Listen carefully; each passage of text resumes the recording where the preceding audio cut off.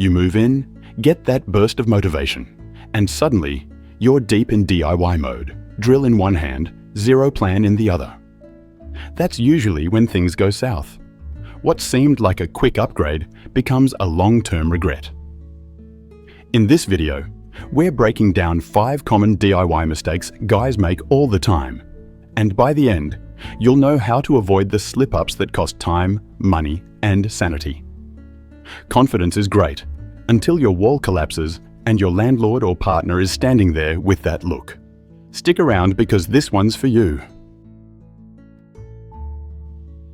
Most guys treat paint like picking a protein shake. You go by the label or how it looked on Instagram. But paint lives differently in real life. Lighting, wall direction, and even your bulbs all affect how a color actually appears. That perfect charcoal grey? It might feel modern online, but in a north-facing room, it turns into cold basement energy real quick. South-facing rooms, on the other hand, warm everything up, sometimes too much. And don't forget artificial lighting. LED daylight bulbs, those bright blue-white ones, can make a warm paint look totally washed out. Pro tip: always test large paint swatches, at least 1 by 1 feet, on multiple walls. Check them during the day, at night, and under your room's actual lighting. That tiny 2 by 2 chip from the store is not enough. And while we're on walls, let's talk about hanging stuff. Your TV or art shouldn't be eyeballed. Trust me, it always ends up slightly crooked, and once you notice it, you can't unsee it.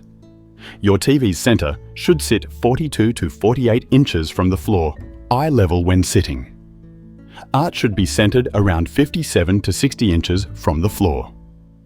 Don't hang heavy things with regular screws either. If it's over 20 pounds, you need proper anchors or a stud. And always use a level, a tape measure, and if you're serious, get a laser level. It's not overkill, it's precision. One more thing, if you're trying to create symmetry or a gallery wall, lay everything out on the floor first. Take a photo of the layout. It'll give you perspective and save you from extra holes in the wall. You can even tape out the arrangement on the wall with painter's tape before committing. Pause here and just ask yourself, would you rather do it right once or fix it twice? You think you're just putting up a shelf, but the damage adds up. Multiple holes, failed anchor installs, or an overloaded wall can cost you, literally. Property managers charge anywhere from $150 to $500 for wall repairs at move out. And your security deposit? Kiss that goodbye. Why does this happen? Usually because we skip the prep work. No stud finder, no check for wiring, no pilot holes. And we assume drywall is stronger than it is. Truth is, standard drywall can barely hold 10 pounds with a regular screw. Want to hang something heavier? Use toggle bolts, molly bolts, or anchors rated for that weight. Another common mistake: marking your drill spots with a Sharpie. Please don't. Use a pencil or long nib marker so you can adjust without a permanent reminder of your DIY confidence. Even better, use painter's tape to map out placements before committing to holes. And don't assume every wall is empty behind the surface.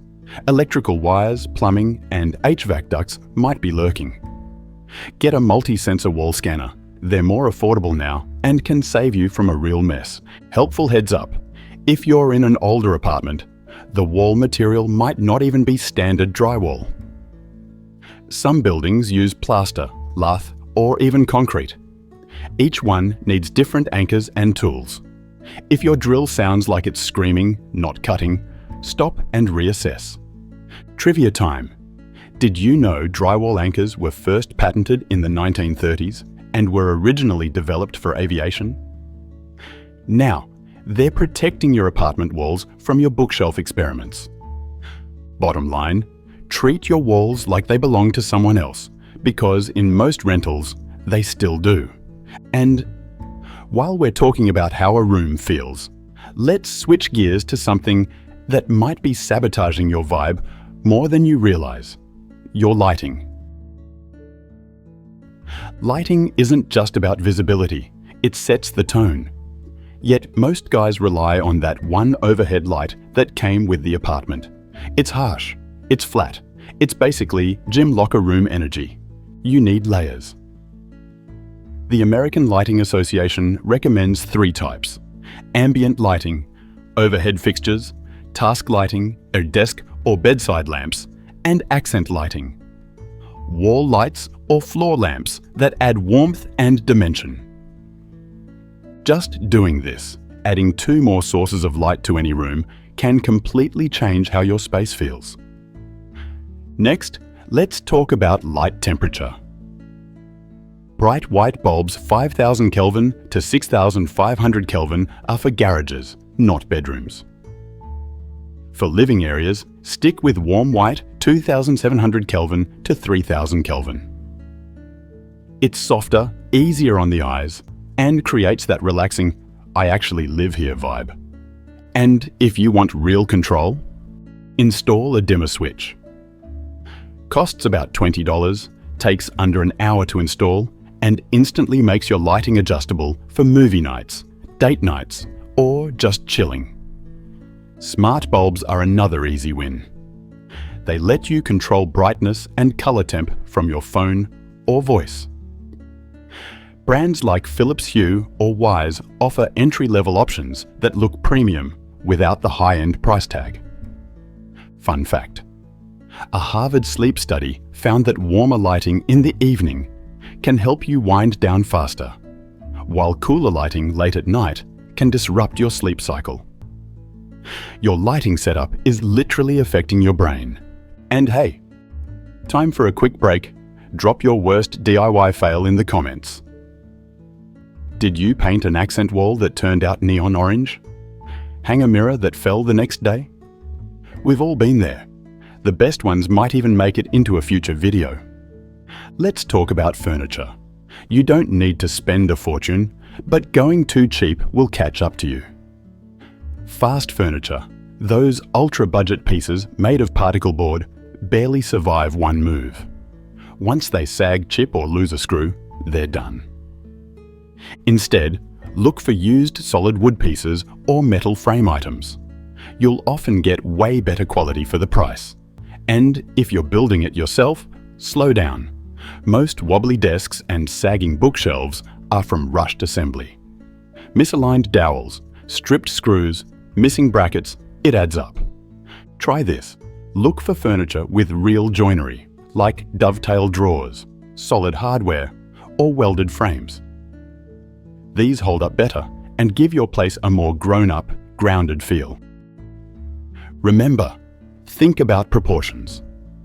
Oversized furniture in a small space can make your room feel cramped, while tiny pieces in a larger room feel lost and awkward. Always measure your space before buying, and use painter's tape to outline where furniture will go. It gives you a clear visual of how everything will actually fit, and whether you'll still be able to walk around it comfortably. Trust me, returning a 6-foot coffee table you didn't measure for is no fun. Okay, now look down. Your rug matters a lot. A rug that's too small makes the whole room feel off. Interior designers follow this rule. Your rug should be big enough for the front legs of all major furniture to sit on it. For a living room, 8 by 10 is usually the minimum. For a queen bed, at least 8 by 10 to anchor the frame and bedside tables. That tiny 5 by 7 you bought on sale might be better in the entryway. And rugs aren't just decor. They absorb sound, soften hard floors, and help a room feel finished. Bonus tip: if your space echoes or feels cold, a rug is one of the easiest fixes. Add a rug pad underneath.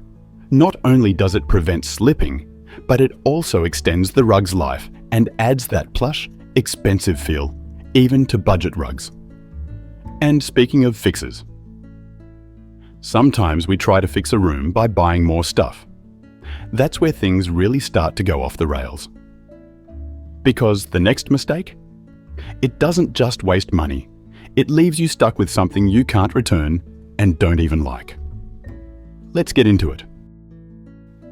Purchase something and then suddenly it doesn't match anything else you own? We've all been there. You scroll through Instagram, spot a seller's epoxy countertop that looks stunning, hit buy, and a few weeks later, you realize you've bit off more than you can chew. Turns out, epoxy countertops are one of the most regretted splurges by homeowners. It has been reported that many people splurged on glossy epoxy countertops, only to find them scratched easily, heat sensitive, and a total pain to maintain. That's the trap. What looks amazing in pictures might not be practical in real life. Here's how to avoid that. Step 1. Plan around your actual lifestyle. Where do you sit? Where does clutter pile up? Where do you need storage? Step 2. Build your layout first. Think function, seating, surfaces, lighting. Step 3. Add in your personality, art, accent decor, textiles. Don't go hunting for a statement piece to fix a bad layout. It won't work. Even the coolest neon sign won't fix a room that feels chaotic. Design should serve your life, not just your feed. Another pointer. Before buying anything over $200, ask yourself, where does it go? What problem does it solve? Can I return it? If you can't confidently answer those 3, hold off. If you've made any of these mistakes, don't worry. Most of us have. But fixing them? That's what levels up your home and your mindset. Upgrading the small stuff now saves you from bigger headaches later. And it makes your home feel like it actually belongs to you. If you found value in this video, you'll definitely want to check out this next one.